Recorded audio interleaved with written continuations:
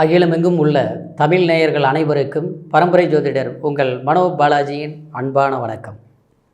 ரிஷபராசி அன்பு நேயர்களுக்கு இந்த குரு பகவானுடைய பெயர்ச்சி அப்படின்னாங்க 9 நவகிரகங்களில் இந்த வருடக்கோள்களான ராகு, கேது, சனி, குரு, இதில் குரு பகவானுடைய பெயர்ச்சி ரொம்பவுமே எல்லாருமே எதிர்பார்ப்போம். ஏன்னா குரு பார்த்தால் கோடி புண்ணியம், குருவருள் திருவருள் அப்படிங்கிற ஒரு சொல்லுக்கு தகுந்த மாதிரி குரு பெயர்ச்சி ஒருத்தருக்கு வந்தாலே அது ஒரு அது குறிப்பாக ஒரு நல்ல இடத்துக்கு வந்துருச்சுன்னு வச்சிங்களேன், நம்ம எத்தனையோ சிரமங்கள் அனுபவிச்சுட்டு இருந்தாலும் அப்படி அதையெல்லாம் மாற்றி ஒரு செல்வாக்கான ஒரு லைஃப்பை சந்திக்கக்கூடிய ஒரு காலகட்டமாக இந்த குரு பகவானால் மட்டும்தாங்க கொடுக்க முடியும். காரணம் என்ன, குரு பகவான் முழு சுவர். 9 நவகிரகங்கள்லேயே ஒருத்தருடைய புத்திரக்காரகன் சொல்கிறது குரு பகவான் தான். அதே மாதிரி தனக்காரகன் அப்படின்னு சொல்லக்கூடியது குரு பகவான் தான். ஒருத்தர் நல்ல வசதி வாய்ப்பு, ஒரு நல்ல கேரக்டருங்க, எல்லாத்தோட ஒழுக்கம்னு சொல்லுவோம் இல்லைங்களா, அவங்க அருமையான மனிதருங்க, நல்ல பேச்சு, நல்ல அன்பானவங்க, ஒழுக்கமாக இருக்கிறாங்க, நல்ல வசதி படைத்தவங்களாக இருக்கிறாங்க அப்படின்னு ஒருத்தர் நம்ம மேன்மையாக சொல்கிறோம்னா கண்டிப்பாக அவங்களுடைய ஜாதகத்தில் அந்த குரு பகவான் ஒரு நல்ல நிலையில் இருக்கிறாரு அப்படிங்கிறதாங்க அதனுடைய சொல்.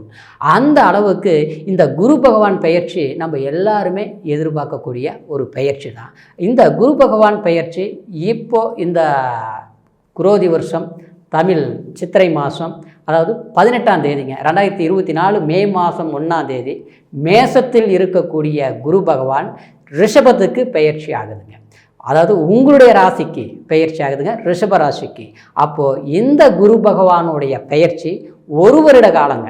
இந்த 1 வருஷத்தில் நமக்கு நம்ம ரிஷப ராசிக்கு எந்த அளவுக்கு பலன்கள் கொடுக்க போகுது அப்படிங்கிறத பற்றி தாங்க இந்த பதிவில் இப்போ நம்ம பார்க்க போகிறோங்க. அதுக்கு முன்னாலேங்க சப்ஸ்கிரைப் பண்ணாமல் இருந்தீங்கன்னா சப்ஸ்கிரைப் பண்ணி பெல் பட்டன் அழுத்தி ஆல் ஆப்ஷன் கொடுங்க. இது வரைக்கும் தொடர்ந்து இணைந்து எனக்கு ஆதரவு கொடுத்துட்டு இருந்த அனைவருக்கு மனமார்ந்த நன்றி. ரிஷபராசி நேயர்கள் சுக்கிரனுடைய பகவானுடைய ஆதிக்கத்தில் பிறந்தவங்க. சுக்கிரன்னாங்க எப்போவுமே ஒரு ஒழுக்கமும் இருக்கும், நேர்மையும் இருக்கும், மற்றவங்க மதிக்கக்கூடிய ஒரு நிலையில் நீங்கள் இருப்பீங்க. பணம் இருக்குதோ சொத்து இருக்குதோ அது முக்கியம் கிடையாது. அதாவது ஒரு செல்வாக்கு வேணும், அதாவது பரவாயில்லன்னு 4 பேர் பாராட்டணும், நம்ம ஒரு கெட்ட பேர் வாங்கக்கூடாது, அடுத்தவங்க நம்மளை தவறாக சொல்லிடக்கூடாது அப்படின்னு ரொம்பவுமே யோசித்து ஒவ்வொரு விஷயத்தையும் செஞ்சு நல்ல ஒரு பேரும்புகளோடு வாழக்கூடிய ராசி தாங்க ரிஷபராசி நேயர்கள். ஆனால் இந்த ரிஷபராசி நேயர்கள் கடந்த இந்த 1 வருட காலமாக பார்த்துட்டோம்னாங்க 12ஆம் இடத்துல குரு இருந்ததுங்க. ஆனால் அந்த 12ஆம் இடத்தில் இருந்த குரு விரையாதிபதி ஸ்தானத்தில் இருந்ததுனால கண்டிப்பாக உங்களுக்கு சில விஷயங்கள், ஏதாவது ஒரு நல்லது செய்யணும், ஒரு சுப நிகழ்ச்சிகள், அதாவது வீட்டில் ஒரு தேவையான ஒரு நல்ல விசேஷங்கள் பண்ணணும்னாலும் பண்ணுறதுக்கு சில தடுமாற்றங்கள் வந்திருக்குங்க. அதே நேரத்தில் உங்களுக்கு ஒரு தொழில் வரவு செலவு கணக்கு அதே கூட கொஞ்சம் தடுமாற்றமாக தான் இருக்கும். சம்பாரிச்சிருப்பீங்க, ஆனால் எதையுமே சரியான முறையில் பயன்படுத்தி இருக்கிறதுக்கு முடியாது. சிலருக்கு பார்த்தோம்னா வேலையிலேயே சில பிரச்சனைகள் வந்திருக்கும்.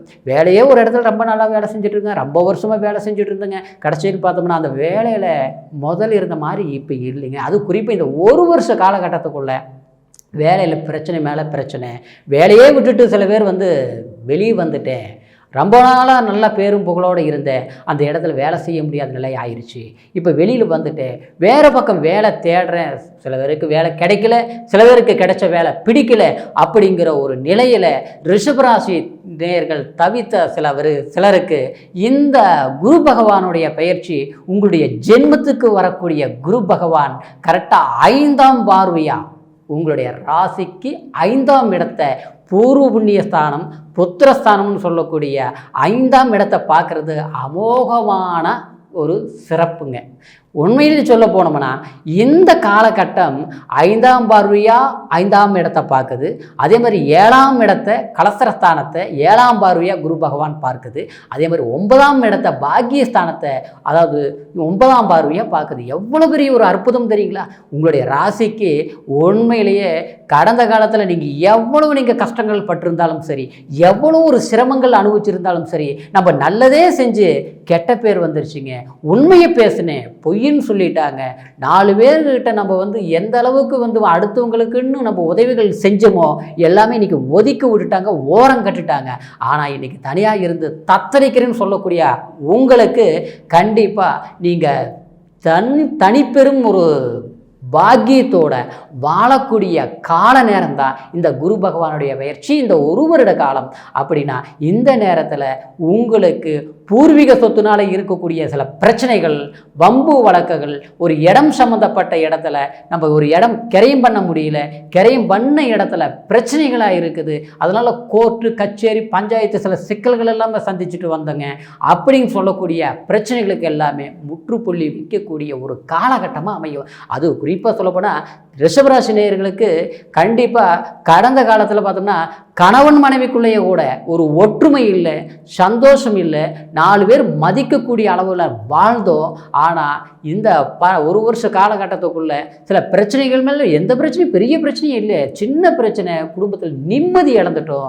சில பேர் பார்த்தோம்னா அதாவது வேலைக்காகவோ இல்லை வந்து படிப்பு ஒரு காரணத்துக்காகவோ கணவன் மனைவி குழந்தைங்களோட படிப்புக்காக கணவன் மனைவி பிரிஞ்சிருக்கக்கூடிய சில சூழ்நிலைகள் வந்திருக்கும். நம்ம நல்லதுன்னு நினச்சி கொஞ்சம் பிரிஞ்சிருந்தால் கூட அதில் தேவையில்லாத சில பிரச்சனைகள் வந்து குடும்பத்தில் அமைதி கிடக்கூடிய ஒரு சூழ்நிலைகள் எல்லாமே சந்திச்சிருப்பீங்க. ஆனால் அந்த மாதிரி பிரச்சனைகள் எல்லாமே இப்போ நிவர்த்தி ஆகக்கூடிய ஒரு திருவருள் தாங்க இந்த குரு பகவானுடைய பெயர்ச்சி. 7ஆம் இடத்தை கலஸ்திரஸ்தானத்தை பார்க்கும்போது அதாவது குடும்ப பிரச்சனைகளும் தீரும், குடும்ப சம்பந்தப்பட்ட உறவுகளும் நெருக்கம் அதிகமாகும்.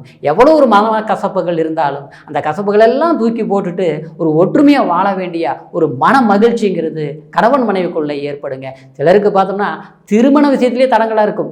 என்னென்னா நம்ம நல்லா படிச்சிருக்கிறோம், நல்ல நிலையில் இருக்கிறோம், நமக்கு தேவையான வீடு வாசல் எல்லாமே இருந்தாலும் நாம் எதிர்பார்க்கக்கூடிய ஒரு பெண் அமையலையே, அப்படியே பார்த்தாலும் திருமணம் நெருங்கி வருது, கடைசிட்டு பார்த்தா ஏதோ ஒரு விதத்தில் தடைகள் ஆகுது, பொண்ணே கொடுக்கக்கூடிய அளவுக்கு வந்தாலும் இடையில் இருக்கிறவங்க வந்து கெடுத்துட்டு அது ஆக மொத்தத்தில் திருமணம் நடக்காமல் தடையாகிட்டே இருக்குது.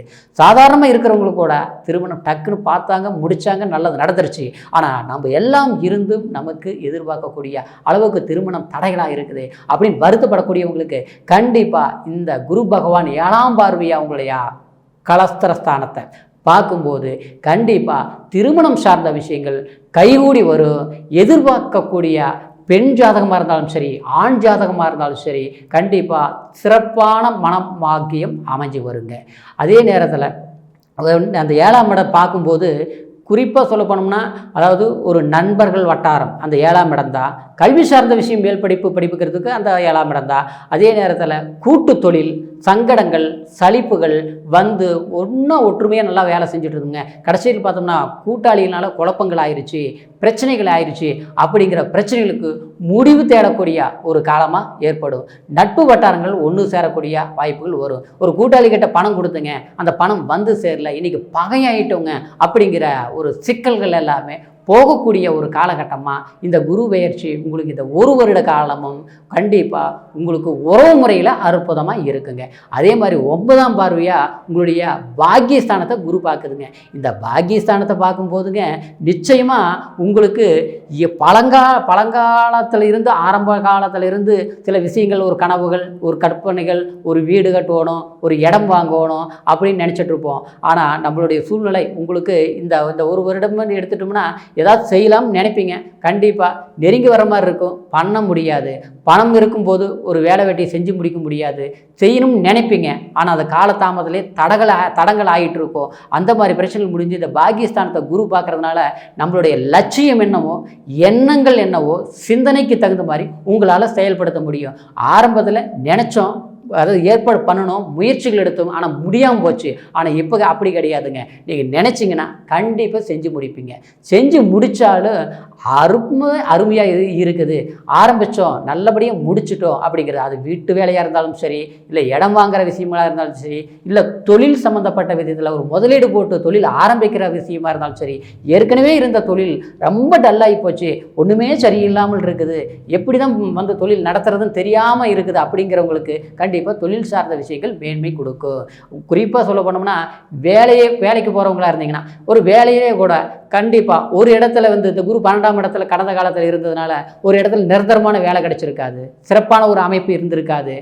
அப்படியே கொஞ்ச நாள் போனோம்னா ஒரு 3 மாதம் 4 மாதம் நல்லா இருக்கும். அதுக்கப்புறம் பார்த்தா அந்த இடத்த மாத்திர மாதிரி சூழ்நிலை, அங்கே வேலை சரியாக இருக்காது. அப்படியே இருந்தாலும் நீங்கள் நல்லா தான் வேலை செஞ்சுட்டு இருப்பீங்க, தேவையில்லாத அடுத்தவங்க ஒரு தவறு பண்ணுவாங்க. அந்த பிரச்சனையினால உங்களை பாதிப்புகள் கொடுக்கக்கூடிய ஒரு காலகட்டமெல்லாம் அமைஞ்சிருக்கும். அந்த மாதிரி பிரச்சனைகள்லாம் முடிஞ்சு இந்த 9ஆம் பார்வையை அந்த குரு பகவான் பார்க்கும்போது கண்டிப்பாக உங்களுக்கு பாக்கியஸ்தானத்தில் குரு பார்க்கும்போது உங்களுக்கு பாக்கிய யோகம் கிடைக்கும். அப்படின்னா அந்த வேலை ஒரு நிரந்தரமான வேலை கிடைக்கும். அரசாங்க சார்ந்த வாய்ப்புகள் அப்படின்னா ஒரு கவர்மெண்ட் எக்ஸாம் எழுதணும்னா அப்படின்னா கண்டிப்பாக ஏற்கனவே எழுதலாம் நினச்சும் எழுத முடியல, இல்லை எழுதியும் கிடைக்கல அப்படிங்கிறவங்களுக்கு இந்த வருஷத்தில் கண்டிப்பாக அரசாங்க துறையில் வேலை வாய்ப்பு எதிர்பார்க்கக்கூடியவங்களுக்கு சாதகமான அமைப்புகள் வரும். அதே மாதிரி ஒரு கலை தொடர்பு, அதாவது கலை சம்மந்தப்பட்ட, ஏன்னா சுக்கிரனுடைய ஆதிக்கத்தில் பிறந்த ரிஷபராசிகள் கலைநயம் அதிகமாக இருக்கும். அப்படின்னா சினிமா துறை, அதே மாதிரி பேச்சு திறமை, அதே மாதிரி அதாவது ஒரு ஃபேன்சி ஸ்டோர் வைக்கிறது, ஆடம்பரம் சம்மந்தப்பட்ட தொழில்கள்,